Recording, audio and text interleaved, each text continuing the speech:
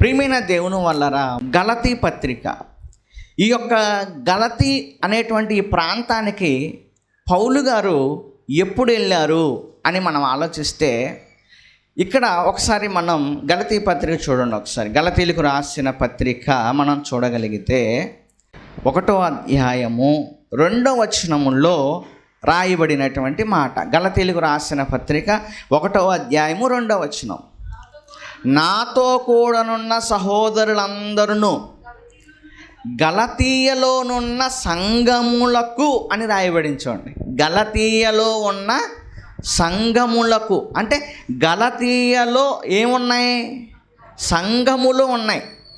ఇప్పుడు మీరంతా ఆయా సంఘాలకు చెందినవారు. మీరంతా ఎవరు? ఆయా సంఘాలకు చెందినవారు. ఈ సంఘాలన్నీ క్రీస్తు సంఘములు. ప్రియమైన దేవుడు, అంటే ఒక ప్రాంతంలో కొన్ని సంఘాలు ఉన్నాయి. అదే చెప్తున్నాడు పౌలు గారు. గలతీయలో ఉన్న సంఘములకు అంటే అర్థం ఏంటి? ఇది ఎందుకు మీకు చూపించాను అని అంటే, గలతీయ అనేటువంటిది ఒక ఊరు కాదండి, ఒక ఊరు మాత్రమే కాదు. గలతీయ అనేది ఒక ఊరు మాత్రమే కాదు. గలతీయ అనేది బహుశా మన భాషలో చెప్పాలంటే ఒక రాష్ట్రం అనుకోండి. ఉదాహరణకి మీకు ఒక ఉదాహరణ చెప్తాను. ఇప్పుడు అమెరికాలో న్యూయార్క్ స్టేట్ ఉంది, రాష్ట్రం ఉంది. న్యూయార్క్ రాష్ట్రం అంటారు. ఆ న్యూయార్క్ రాష్ట్రంలో మళ్ళీ న్యూయార్క్ సిటీ ఉంది, అవునా కాదా? న్యూయార్క్ రాష్ట్రంలో మళ్ళీ న్యూయార్క్ సిటీ ఉంది. న్యూయార్క్ సిటీ ఉంది అంటే ఆ పేరుతో రాష్ట్రాన్ని పిలవచ్చు, ఆ పేరుతో ఆ ప్రాంతాన్ని పిలవచ్చు. న్యూయార్క్ రాష్ట్రం పెద్దది కానీ న్యూయార్క్ సిటీ చిన్నది. అర్థమైందా? అలాగే ఈ గలతీయ అనేటువంటి ప్రాంతం పెద్దది, చాలా ఊర్లు ఉన్నాయి అందులోని. ఓన్లీ గలతీయ పట్టణం కాదు, గలతీయ అనేది ఒక పెద్ద రాష్ట్రం లాంటి ప్రాంతం. ఆ ప్రాంతంలో చాలా ఊర్లు ఉన్నాయి. అందుకని పౌలు గారు ఇక్కడ ఏమంటున్నారు? గలతీయలో ఉన్న సంఘములకు అన్నాడు. అంటే ఫ్లూరల్, అంటే ఆ ప్రాంతంలో చాలా ఊర్లు ఉన్నాయి, ఆ ఊర్లల్లో సంఘములు ఉన్నాయి. పౌలు గారు ఈ గలతీయ అనేటువంటి ఈ ప్రాంతాలకు, గలతీయలో ఉన్న ప్రాంతాలకు ఎప్పుడు వెళ్ళారు అని మనం ఆలోచిస్తే, పౌలు గారు 3 సువార్త ప్రయాణాలు చేశారు. మీ అందరికీ తెలుసు. పౌలు గారు చేసిన 3 సువార్త ప్రయాణాలలో 3 సార్లు వెళ్తాడు అక్కడికి, గలతీయ ప్రాంతాలకు. పౌలు గారు చేసిన 3 ప్రయాణాలలో 3 సార్లు కూడా వెళ్తాడు. 3 సార్లు కూడా వెళ్తాడు. ఒకసారి మనం బైబిల్లో చూద్దాం. లూకా గారు రాసిన అపోస్తుల కార్యాలు 14వ అధ్యాయం మనం చూడగలిగితే, 14వ అధ్యాయం మనం చూడగలిగితే 1 నుంచి కొన్ని వచనాలు చదువుకుందాం. 1 నుంచి కొన్ని వచనాలు చదువుకుందాం.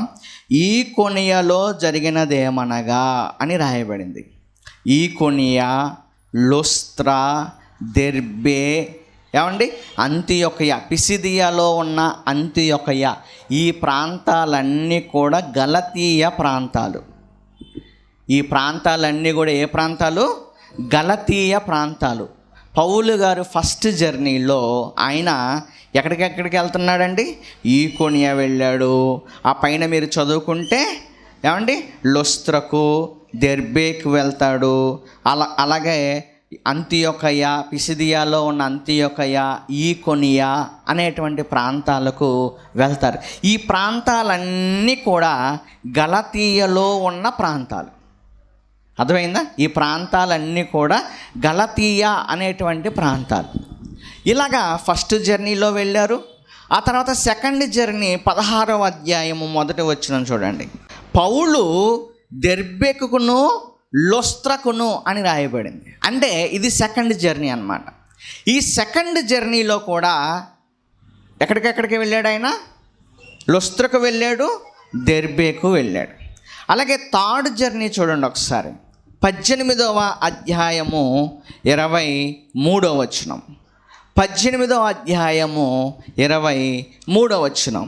అక్కడ కొంతకాలం ఉండిన తరువాత బయలుదేరే వరుసగా గలతీయ ప్రాంతమందున్న, చూసారా, గలతీయ ప్రాంతమందును ఫ్రుగియా యందును సంచరించుచు అని రాయబడింది. అంటే 3 జర్నీలు చూపించాను మీకు. ఈ 3 జర్నీల్లో కూడా గలతీయ ప్రాంతాలని టచ్ చేసుకుంటూ వెళ్ళాడు ఆయన. అర్థమైందా? గలతీయ ప్రాంతాలకు సువార్తను చెప్పుకుంటూ వెళ్ళాడు ఈ 3 సార్లు కూడా. అంటే పౌలు గారు గలతీయ ప్రాంతాలకు ఎప్పుడు వెళ్ళాడు అని అంటే మనకు అర్థం కావాల్సింది ఏంటిది? 3 ప్రయాణాలలో కూడా వెళ్ళాడు. అది మనకు అర్థం కావాల్సింది. ఓకే అండి, ఒకసారి ఆ గలతీయ ప్రాంతాలు ఒకసారి మనం మ్యాప్ చూద్దాం. ఏమండి, ఒకసారి మ్యాప్ చూద్దాం. మనం చూడగలిగితే నాన్న ఫస్ట్ జర్నీ మ్యాప్ చూపించు. ఇదండి అంతియొకయ అంటారు. ఆ చివరి ప్రాంతాన్ని అంతియొకయ అంటారు.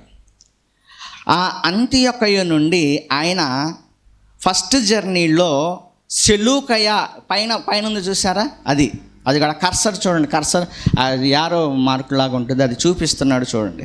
దాన్ని సెలూకయ అంటారు. అంటే ఆ అంతియొకయ నుంచి ఆ సెలూకయకి వస్తాడు. అక్కడి నుంచి సలామి, ఇదిగోండి కిందకి, ఈ కింద సలామి అనే ప్రాంతానికి వస్తాడు. అక్కడి నుంచి మనం చూస్తే మరి కుప్ర నుంచి పాపు అనేటువంటి ప్రాంతానికి వస్తాడు. ఇదిగోండి ఇది చూడండి, అది ఆ చివర అంతియొకయ, అక్కడి నుంచి సలామి, అక్కడి నుంచి పాపు అనేటువంటి ప్రాంతానికి వస్తాడు. అక్కడి నుంచి చూడండి పెర్గే, ఇదిగోండి పెర్గే ఇక్కడికి వస్తాడు, పెర్గే. అక్కడి నుంచి ప్రియమైన దేవుని వల్లరా పెర్గే నుంచి మరి పిసిదియాలోనున్న అంతియొకయకి వస్తాడు. అక్కడ ఒక అంతియొకయ ఉంది, ఇక్కడ ఒక అంతియొకయ ఉంది. ఇదిగోండి ఈ ప్రాంతాలన్నీ అక్కడ ఏముంది చూడండి, గలతీయ అని ఉందా, ఆ ఆసియా మైనర్ అన్నమాట గలతీయ. ఈ గలతీ ప్రాంతాలు ఇవన్నీ ఏది? అంతియొకయ, లీకోనియా, లుకోనియా, ఇది ఈకోనియా, దెర్బే, లుస్త్రా, పిసిదియా, పెర్గే, ఇదిగోండి ఇవన్నీ కూడా గలతీయ ప్రాంతాలు. అర్థమైందా? అవన్నీ ఏ ప్రాంతాలు? గలతీయ అనే ప్రాంతాలు. అక్కడ చాలా ఇబ్బందులు గురి చేస్తారు ఆయన్ని. ఈకోనియాలో అనుకుంటా ఆయన్ని చాలా బాధ పెడతారు. ఆ తర్వాత లుస్త్రా, ఆ తర్వాత దెర్బే, ఈ ప్రాంతాల్లో ఆయన్ని మరి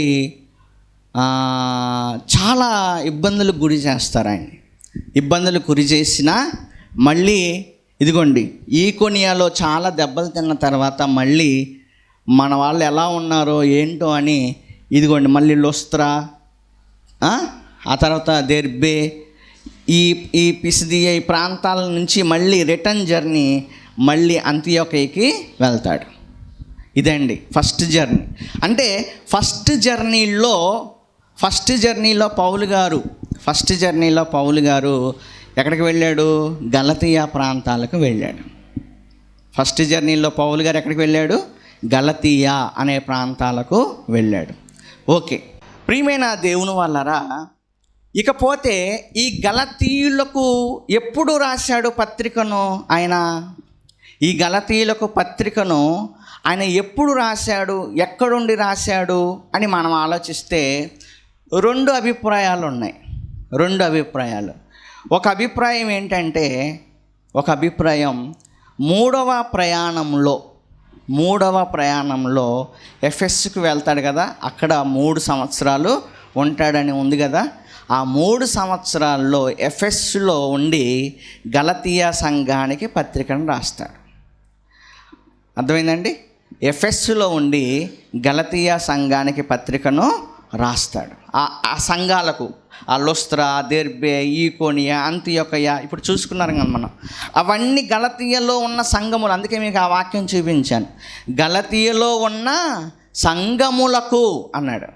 అంటే ఆ ప్రాంతాలన్నింటిలో కూడా పౌలు గారు కష్టపడి అక్కడికి వెళ్ళి సువార్తను ప్రకటించి, చూడండి ఒకసారి ఎంత కష్టం ఏర్పడింది అనేది. ఒకసారి అపోస్తుల కార్యాలు మనం చూడగలిగితే, చూడండి అపోస్తుల కార్యాలు, ఏమండి అపోస్తుల కార్యాలు 14వ అధ్యాయము 1వ వచనం మనం చూడగలిగితే, ఈకొనిలో జరిగినదేమనగా వారు కూడి యూదుల సమాజంలో ప్రవేశించి తేటగా బోధించినందున అనేకులు యూదులను గ్రీసు దేశస్థులను విశ్వసించిరి.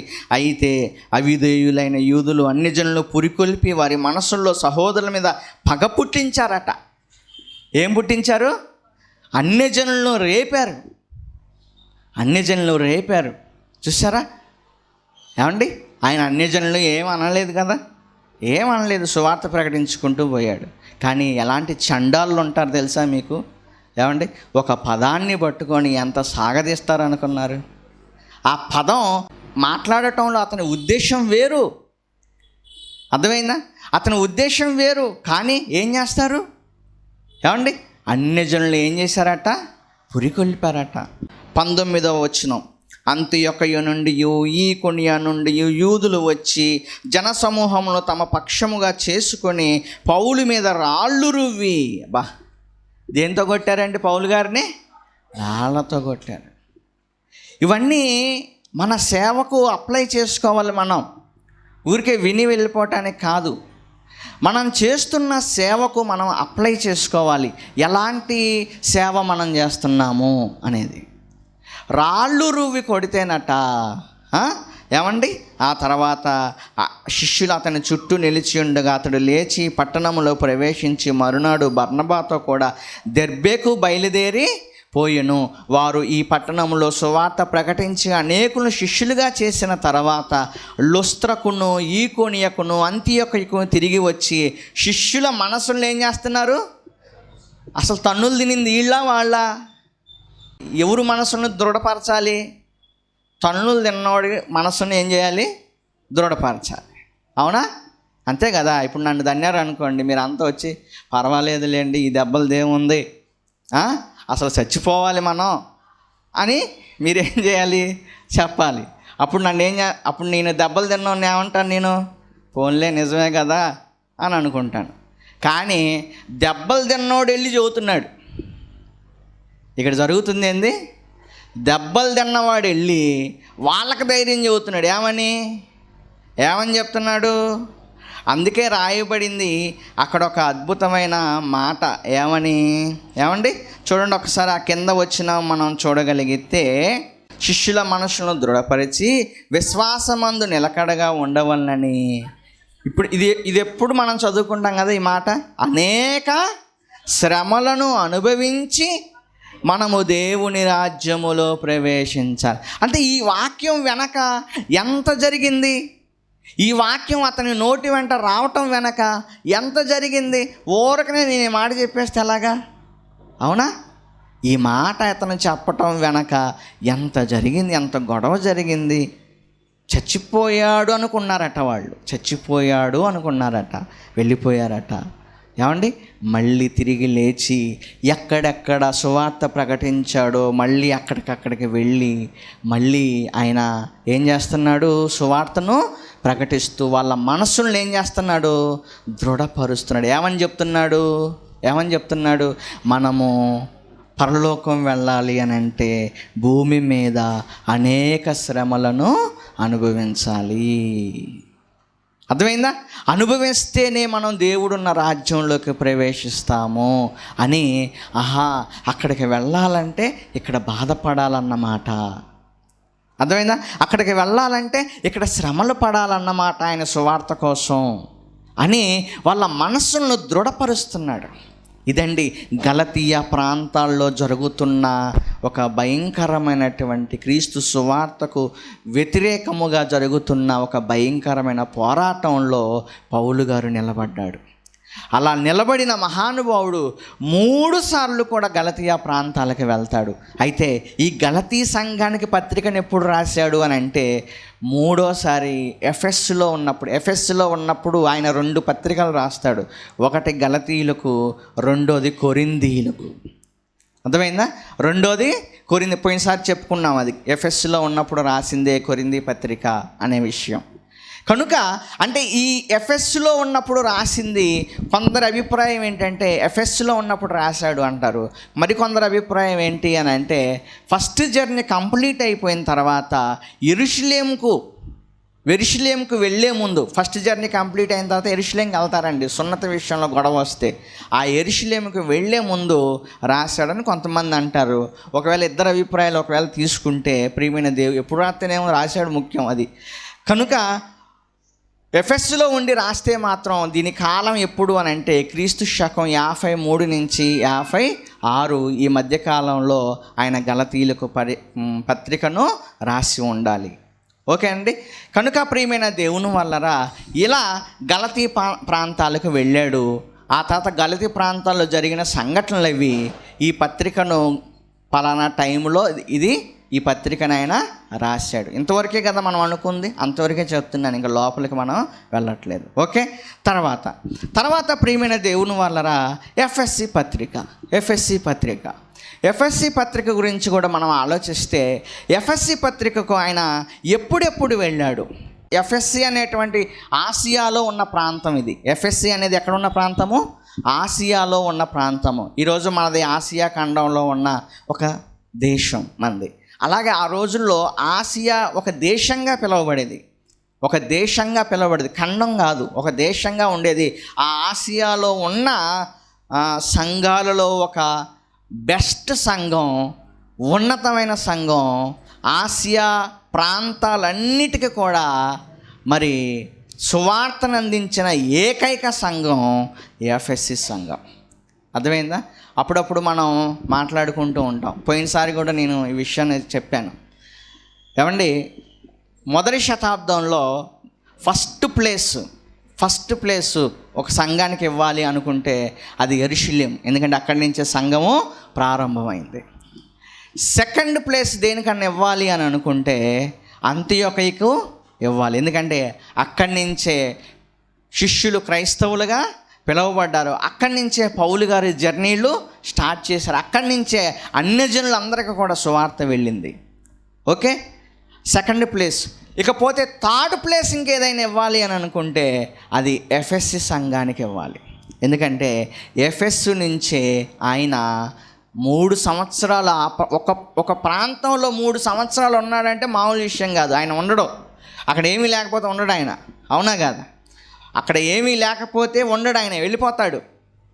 కానీ ఒక్క ప్లేస్లో 3 సంవత్సరాలు ఉన్నాడు అని అంటే అక్కడ చాలా గొప్ప సేవ జరిగింది. అందుకే ఆ ఎఫ్ఎస్సి గురించి రాయించిన మాట ఏంటి అని అంటే ప్రియమైన దేవుని వల్లరా ఎఫ్ఎస్సి సంఘం అనేది తిమోతికి పత్రికను రాస్తూ ఎఫ్ఎస్సి సంఘాన్ని ఉద్దేశించే రాశాడు ఆ మాట. ఆయన ఒకసారి ఆ మాట చూద్దాం. ఎఫ్ఎస్సి సంఘాన్ని అందుకే చెప్తున్నాను, పైన చదువుకొని వివరించడం వేరు, అర్థమైందా? పైకి చదువుకొని వివరించడం వేరు. రెండోది ఏంటో తెలుసా? ఆ వాక్యం వెనక ఉన్న అసలు బ్యాక్గ్రౌండ్ ఏంటి అనేది ఆలోచించటం వేరు. ఇప్పుడు మీరు అక్కడి దాకా రాగలగాలి, అర్థమైందా? అక్కడ దాకా రాగలగాలి మీరు. అందుకే ప్రియమైన దేవుని వల్లరా చూడండి ఒకసారి తిమోతికి రాసిన మొదటి పత్రిక, ఏమండి 3వ అధ్యాయము మనం చూడగలిగితే 15వ వచనం, అయినను నేను ఆలస్యము చేసిన దేవుని మందిరములో అనగా జీవము గల దేవుని సంఘములో జనులు ఎలాగో ప్రవర్తించవలను అది నీకు తెలియవలనని ఈ సంగతులు నీకు రాయిచున్నాను. ఆ సంఘము ఏ సంఘం అనుకుంటున్నారు? ఇక్కడ మీ సంఘాలన్నీ పెట్టేస్తారు ఇక్కడ కదా, పర్లేదు పెట్టుకోవచ్చు ఒకవేళ అంత గొప్ప సంఘం అయితే. ఏమండి, ఆ సంఘము అల్లా ఏమన్నాడు?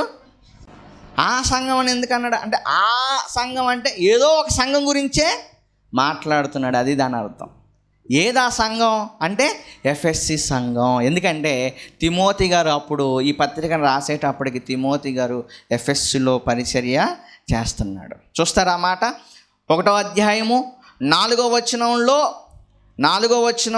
5వ లైన్, కరెక్ట్ పాయింట్ చెప్తున్నాను. 4వ వచనంలో 5వ లైన్, నువ్వు ఎఫ్ఎస్లో నిలిచి ఉండవలను. అంటే అర్థం ఏంటి? ఈ పత్రిక రాసేటప్పటికి తిమోతి ఎక్కడున్నాడు? ఎఫెస్లో ఉన్నాడు. ఎఫెస్లో ఉన్న తిమోతికి పత్రికను రాస్తూ ఎఫెస్సి సంఘం గురించే మాట్లాడతాడు, అవునా కాదా? అప్పుడు అన్నాడు ఆ సంఘం యొక్క ప్రత్యేకత ఏంటి? ఆ సంఘము సత్యమునకు స్తంభము ఆధారం అట్ట. చూడండి, అంటే ఆ సంఘాన్ని బేస్ చేసుకొని చాలా సంఘాలు ఉన్నాయి నాయనా. ఎందుకంటే అక్కడి నుంచే సువార్త అనేది ఆసియా మొత్తానికి వెళ్ళింది కనుక ఆ సంఘము సత్యానికి ఎలాంటిది? ఆ సంఘము స్తంభము, ఇంకా సత్యానికి ఆధారం లాంటిది ఆ సంఘము అని అంటున్నాడు. ప్రియమైన దేవుని వల్ల అంటే అంత గొప్ప సంఘానికి పౌలు గారు ఎప్పుడు వెళ్ళాడు అని మనం ఆలోచిస్తే 2 సార్లు వెళ్తాడు. ఎన్నిసార్లు వెళ్తాడు? 2 ప్రయాణాల్లో వెళ్తాడు. ఫస్ట్ జర్నీలో ఎఫెస్కి వెళ్ళడు. ఫస్ట్ ప్రయాణంలో ఎఫెస్కి వెళ్ళడు. 2వ ప్రయాణం ముగింపులో ఎఫెస్కి వెళ్తాడు. జస్ట్ కొన్ని రోజులు ఉండి వెళ్ళిపోతాడు. ఒకసారి ఆ మాట చదువుదాం. అపోస్తుల కార్యాలు మనం చూడగలిగితే ప్రియమైన దేవుని వల్లరా, అపోస్తుల కార్యాలు 18వ అధ్యాయం చూడండి ఒకసారి. 18వ అధ్యాయము అందులో మనం చూడగలిగితే ప్రియమైన దేవుని వల్లరా 18వ వచనం నుంచి చదువుదాం. ఏమండి? పౌలు ఇంకను బహుదినములు అక్కడ ఉండిన తరువాత సహోదరుల యొద్ద సెలవు పుచ్చుకొని తనకు మురుకుబడి ఉన్నందున కేంక్రయలో తల వెంట్రుకలు కత్తిరించుకొని ఓడ ఎక్కి సిరియకు బయలుదేరెను. ప్రిస్కిల్లా అకులాను వారు అతనితో కూడా వెళ్ళిరి. వారు ఎఫెస్సునకు వచ్చినప్పుడు అని రాయబడింది. అంటే సెకండ్ జర్నీలో ఎఫెస్సుకు వస్తాడు, కానీ అక్కడ ఎక్కువ కాలం ఉండడు. వాళ్ళని అక్కడ విడిచిపెట్టేసి, అకులా ప్రిస్కిల్లను ఎఫెస్సులో విడిచిపెట్టేసి ఆయన వెళ్ళిపోతాడు, అంతియొకయకు వెళ్ళిపోతాడు. అలా వెళ్ళిపోయిన తర్వాత థర్డ్ జర్నీలో మళ్ళీ ఆయన ఎఫెస్సుకు వస్తాడు. 19వ అధ్యాయం మొదటి వచ్చిన ఇది థర్డ్ జర్నీ అనమాట. అపోల్లో కొరింథీలో ఉన్నప్పుడు జరిగినది ఏమనగా, పౌలు పై ప్రదేశాల్లో సంచరించి ఎఫెస్సుకు వచ్చి అని రాయబడింది. అంటే సెకండ్ టైం మళ్ళీ ఎఫెస్సుకు వచ్చాడు. ఇది థర్డ్ జర్నీలో. 3వ జర్నీలో ఎఫెస్సుకు వచ్చి ఇక్కడున్నప్పుడే చెప్తాడు, అక్కడ 2 సంవత్సరాలు తురున్ను అని ఒక పాఠశాల తీసుకొని బైబిల్ని నేర్పించాడండి. పగలంతా వెళ్ళేవాడండి. అది చాలా ఫేమస్ ఆ పట్టణం, అర్థమైందా? పగలంతా వెళ్ళేవాడు, సువార్త ప్రకటించేవాడు. ఎవరైతే ఆయన సువార్తకు ఆకర్షింపబడ్డారో వాళ్ళని తురున్ను అనే పాఠశాలలో తీసుకొచ్చేవాడు. అక్కడ వాళ్ళకి బైబిల్ నేర్పించేవాడు, అంటే యేసుప్రభు గురించి నేర్పించేవాడు. వాళ్ళు ఆయా ప్రాంతాలకు వెళ్ళి సువార్తను చెప్పేవాళ్ళు. అలాగా 2 సంవత్సరాల్లో ఎంత విప్లవం వచ్చింది అని అంటే, 2 సంవత్సరాలలో ప్రియమైన దేవుని వల్లరా ఆసియా అందంతటా సువార్త వెళ్ళింది. ఒకసారి ఆ పదం చదువుకుందాం. ఏమండి? ఒకసారి మనం ఆ పదం చదువుకుంటే ప్రియమైన దేవుని వల్లరా చూడండి, 19వ అధ్యాయం మనం చూడగలిగితే 10వ వచనం చూడండి. 2 ఏండ్ల వరకు ఈలాగు జరిగేను గనుక యూదులేమి గ్రీసు దేశస్థులేమి ఆసియాలో కాపురమున్న వారందరూ ప్రభు వాక్యము వినిరి. చూసారా? ఆసియా 2 ఏండ్ల వరకు అలా చేయటం వలన పౌలు గారు ఆసియాలో ఉండి, ఏమండి ఎఫెస్సులో ఉండి చేయటం వలన ఆయన ఆసియా అందంతటా ప్రభు వాక్యాన్ని చెప్పగలిగాడట. చూడండి ఎంత కష్టపడి సేవ చేస్తున్నాడండి ఒక సేవకుడు. ఏమండి ఎంత కష్టపడుతున్నాడండి ఆయన. దేనికోసం కష్టపడుతున్నాడు? తన్నులు తింటున్నాడు, మళ్ళీ పోతున్నాడు, మళ్ళీ నానా బాధలు పడుతున్నాడు. ఏమండి నానా బాధలు పడుతున్నాడు. దేవుని పిల్లల్ని నిలబెడుతున్నాడు, మళ్ళీ వెళ్తున్నాడు. ఏమండి ఇలా ఎన్నోసార్లు వెళ్ళి దేవుని పిల్లల్ని నిలబెడుతున్నాడు. చూడండి ప్రియమైన దేవుని వల్లరా ఎంత మంచి ఆదర్శవంతమైన సువార్థికుడండి ఆయన. సువార్థికులు ప్రతి ఒక్కరు కూడా పౌలు గారిని ఆదర్శంగా తీసుకోగలగాలి. అర్థమైందా? ఏమండి ఒకసారి సెకండ్ జర్నీ మ్యాప్ చూద్దాం. అంతియొకయ అక్కడి నుంచి పౌలు గారు మళ్ళీ ఎక్కడికి వెళ్తున్నాడు అని అంటే, ఇదిగోండి ఈ ప్రాంతాల గుండా, ఇదిగోండి దెర్బే, లుస్త్రా, అంటే ఇవన్నీ మళ్ళీ తిరుగుతున్నాడు. అంటే అర్థం ఏంటి? సెకండ్ జర్నీలో కూడా ఏ ప్రాంతాలని కవర్ చేశాడు? గలతీయ ప్రాంతాలని కవర్ చేశాడు. ఓకే, ఆ తర్వాత అక్కడి నుంచి ప్రియమైన దేవుని వల్లరా మనం చూస్తే ఏమండి త్రోయో, ఇక్కడి నుంచి ఏమండి ప్రియమైన దేవుని వల్లరా మళ్ళీ ఆయన ఇదిగోండి ఈ మాసిదోనియా అంటారు. ఈ ప్రాంతాలన్నిటిని ఏమంటారు తెలుసా?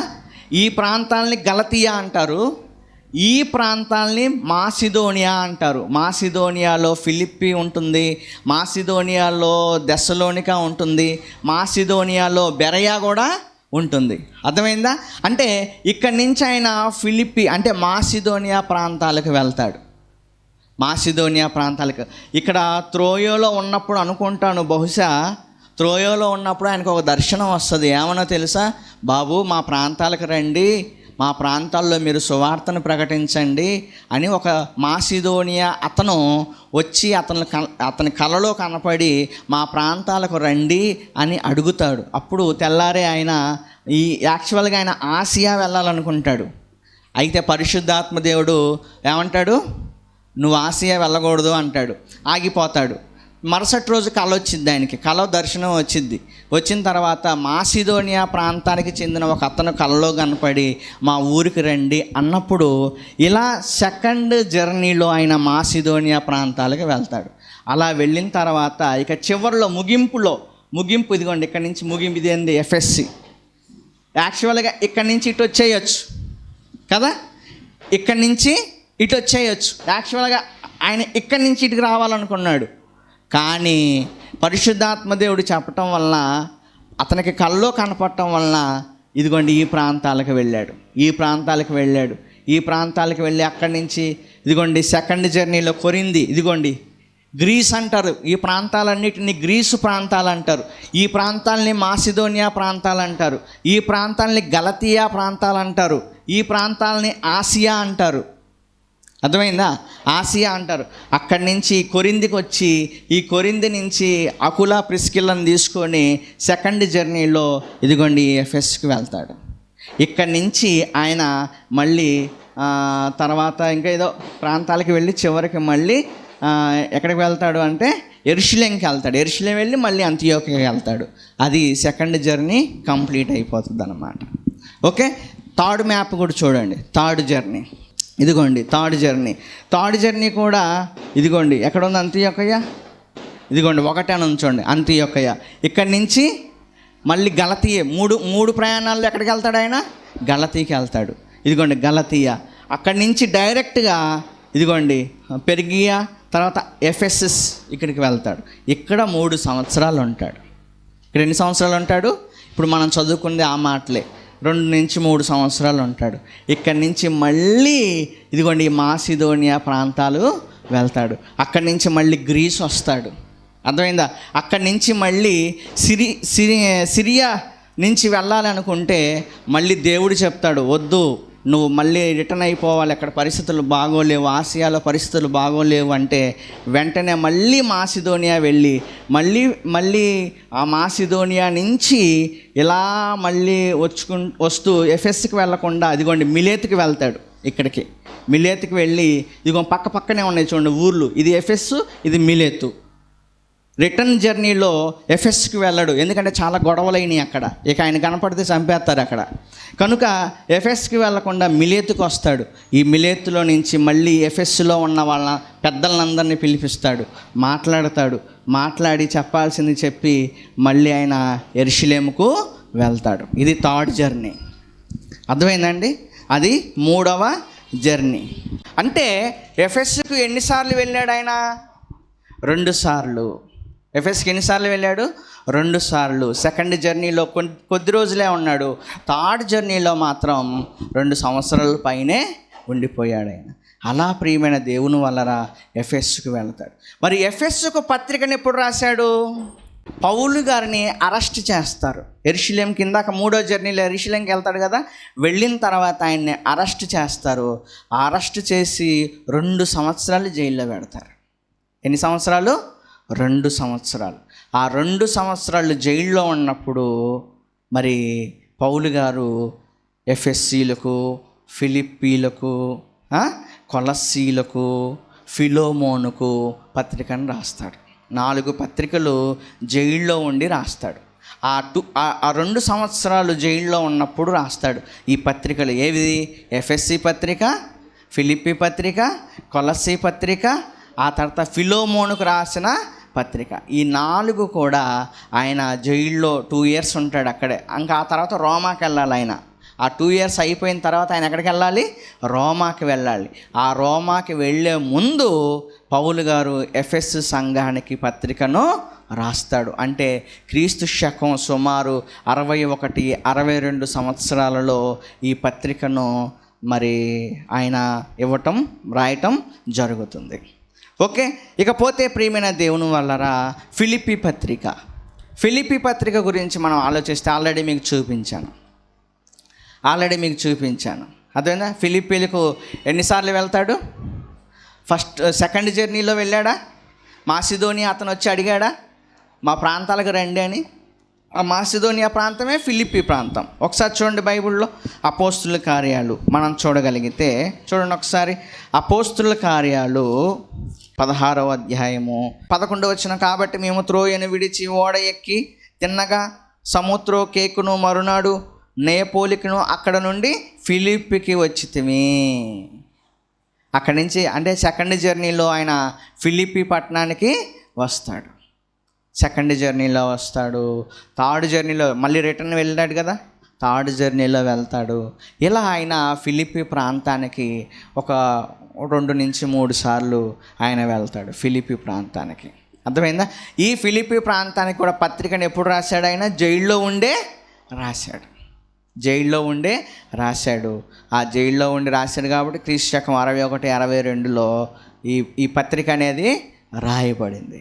అర్థమైందండి? ఆయన దగ్గరకు వచ్చినటువంటి ఎపఫ్రోదితు అనుకుంటా, మీ వలన నేను ఫిలిప్పీ పత్రికలో మనం చదువుతాం, మీరు సహాయాన్ని నాకు పంపించారు, నేను అవన్నీ తీసుకున్నాను అని ఎపఫ్రోదితుకే ఆ ఫిలిప్పీ పత్రికను రాసి ఆయనకే ఇచ్చి పంపిస్తాడన్నమాట. కనుక దేవుని వాళ్ళరా ఇలా పౌలు గారు ఆయన ప్రయాణాలు అతి కష్టం మీద చేసి ఈరోజు ప్రపంచానికి సువార్త అందింది అని అంటే పౌలు గారిది కష్టం. అర్థమైందా? ఆ తర్వాత ఆయన దగ్గర విన్నవాళ్ళు, నేర్చుకున్న వాళ్ళు ఆ తర్వాత అన్ని ప్రాంతాలకు వెళ్ళి సువార్తను చేసి విశ్వవ్యాప్తం చేశారు. ప్రియమైన దేవుని వాళ్ళరా, అంటే అతి పెద్ద కష్టం ఎవరు పడ్డారు సువార్త కోసం అని అంటే అపోస్తలుడైన పౌలు గారు. ఆయన మనందరికీ ఆదర్శం కావాలి. ఏమండి? మనం సువార్త చేస్తున్నాం. ఎక్కడ చేస్తాం మనం సువార్త? చెప్పండి, మనం ఎక్కడ చేయాలి సువార్త? 2 కిలోమీటర్లు కూడా మనం 5 కిలోమీటర్లు కూడా మనం 10 కిలోమీటర్లు కూడా మనము పోము, సువార్తం చెయ్యము. నేనున్న చోటే మీరు అందరూ వచ్చేయాలి. అర్థమైందా? ఇదా మనం చేసే సువార్త? చెప్పండి. ప్రియమైన దేవుని వల్లరా ఎంతమందిని నిలబెట్టాడు, ఎంతమందిని సేవకులుగా తయారు చేశాడు, ఎన్ని ప్రాంతాలకి ఎన్ని కష్టాలు పడిపోయాడు. కొడుతున్నా మళ్ళీ పోయాడు, కొడుతున్నా తిడుతున్నా మళ్ళీ వెళ్ళి సువార్తం చేస్తున్నాడంటే ఆయన మనందరికీ ఆదర్శం కావాలి. మీరు వాక్యం నేర్చుకుంటున్నారు, MBTH చేస్తున్నారు, అవునా? ఎక్కడికైనా వెళ్ళి దూరంగా పని చేయొచ్చు కదా. ఏదైనా ఒక 5 కిలోమీటర్లు 10 కిలోమీటర్లు వెళ్ళి ఒక 10 మందికి మీరు సువార్తం చెప్పొచ్చు కదా. చెప్పండి. వాక్యం నేర్చుకుంటున్నాము, మన ఇంట్లో మనం ఉంటున్నాము, మన సంఘానికి మనము వస్తున్నాం. అర్థమైందా? మన సంఘానికి మనం వస్తున్నాం, ఇక్కడిక్కడే మనము చేస్తున్నాం. వాక్యం వింటున్నాం కానీ అర్థమవుతుందా? చెప్పండి. కష్టపడాలండి, కష్టపడితే దేవుడు ఖచ్చితంగా ప్రతిఫలాన్ని ఇస్తాడు. MBTH చేసే వాళ్ళందరికీ చెప్తున్నా, దయచేసి మీ ఇళ్ళ దగ్గర పెట్టుకొని మీరున్న ప్రాంతంలో మీరు పెట్టుకొని నేను సేవకుడిని అనుకోమాకండి. కనీసం ఒక 5 కిలోమీటర్లు వెళ్ళండి, కనీసం ఒక 10 కిలోమీటర్లు అయినా వెళ్ళండి. మీ బంధువులు ఉంటారు కదా, ఏమండి? బంధువులను దూరం చేసుకోమాకండి. మళ్ళీ చెప్తున్నాను, బంధువుల్ని దూరం చేసుకోమాకండి. ఎందుకంటే ఆ ప్రాంతాలకు వెళ్ళి మీ బంధువు ఒక్కడు ఉంటే చాలు, అక్కడ ఏం చేయొచ్చు? మీరు చక్కగా 10 మందిని ఏం చేయొచ్చు? నిలబెట్టచ్చు. ఒక 10 మందిని నిలబెట్టచ్చు. మీ బంధువులు ఉన్న ప్రాంతాలకు వెళ్ళండి. ఇదిగో మీరు చక్కగా వాక్యం చెప్పగలిగితే ఒక 10 మందిని కూర్చోబెట్టమని చెప్పండి. ఒక 10 మంది మీరు వాక్యం చాలండి. ఒక 10 మంది అనుకొని వెళ్ళండి. ఏమో దేవుడు నీ కష్టాన్ని, నీ శ్రమను ఆశీర్వదిస్తే ఎంతోమంది దేవుడు నీకు ఇస్తాడేమో. అర్థమైందా? కనుక ఎంబీటీహెచ్ చేసే వాళ్ళందరూ గుర్తుపెట్టుకోండి, పౌలు గారిని ఆదర్శంగా తీసుకోండి. అంత సేవ మనం చేయలేం. కనీసం ఎన్ని పల్లెటూర్లు ఉన్నాయి, ఎన్ని ప్రాంతాలు ఉన్నాయి, ఎన్ని చోట్ల మనకి ఈ సత్యం ఉన్న ప్రాంతాలు లేని ఎన్ని ప్రాంతాలు ఉన్నాయి. ఏమండి, ఏదో ఒక ప్రాంతం సెలెక్ట్ చేసుకొని నెలకు ఒకసారైనా వెళ్ళి, మొన్న చేబ్రోలు తమ్ముళ్ళు మరి ఒక పని చేశారు. ఏదో ప్రాంతానికి వెళ్ళారు. ఏమండి, చిన్న మైక్ పెట్టుకున్నారు, ఒక లైట్ పెట్టుకున్నారు, సువార్తం చేసి వచ్చారు. అర్థమైందా? సువార్తం చేసి వచ్చారు. మీరు ఎంబీటీహెచ్లు పూర్తి చేస్తున్నారు, బాగానే ఉంది. ఎక్కడికి వెళ్తున్నారు మీరు ఎక్కడికి వెళ్తున్నారు? ఆలోచించుకోండి. మీరు ఎక్కడికైనా వెళ్తున్నారా? ఏమండి, ఎందుకు ఆయన అంత కష్టపడి సువార్త చేశాడు? పరలోకం కావాలి. అర్థమైందా? పరలోకం కావాలి. ఒక 2-3 చాలండి. 2-3 చాలు. ఒకళ్ళు మైక్ పెట్టుకోండి, ఒకళ్ళు లైట్ కట్టుకోండి, ఒకళ్ళు వాక్యం చెప్పండి. అర్థమైందా? ఎన్ని వీధులు ఉన్నాయి, ఎన్ని ప్రాంతాలు ఉన్నాయి, ఎంతమంది బంధువులు ఉన్నారు మనకి. నిజంగా ముత్తయ్య నన్ను మెచ్చుకోవాలి ఈ విషయంలో. ఎందుకంటే ప్రతి బంధువు ఇంటికి వెళ్ళి ఈరోజు ఆయన చక్కగా సువార్తను చేస్తున్నాడు. ప్రతి బంధువు ఇంటికి వెళ్ళి వాళ్ళు ఏమన్నా సరే ఓర్చుకొని 10 మందిని కూడబెట్టి సువార్తను చేస్తున్నాడు. అర్థమైందా? నేను అంతే. మా బంధువురాలు ఒక ఆవిడ ఉందని నరసరావుపేట పోయాను. మా బంధువురాలు ఉందని పోయాను. అక్కడ దేవుడు ఏదో దీవిస్తే కాస్త చేయగలిగాం. అది ఉండాలి మనకి. ఏది?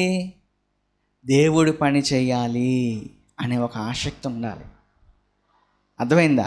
ఒక ఆసక్తి ఉన్నప్పుడు ఎవ్వరూ రాకపోతే నువ్వు ఒక్కడవైనా వెళ్తావు. అర్థమైందా? ఎవ్వరూ రాకపోతే నువ్వు ఒక్కడవైనా వెళ్తావు. నిన్న కాక మొన్న వచ్చాడు సురేష్. ఏమండి, సురేష్ వాక్యం నేర్చుకుంటున్నాడు, కష్టపడుతున్నాడు.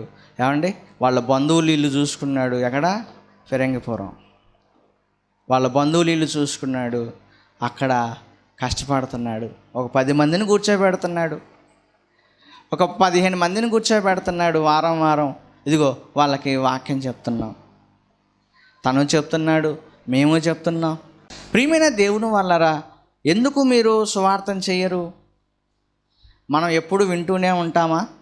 మనం విన్నది రాసుకోవాలి కదా, రాసుకుంది చెప్పాలి కదా. మనం చెప్పటానికి నీకు ఒక స్టేజ్ వేయాలి.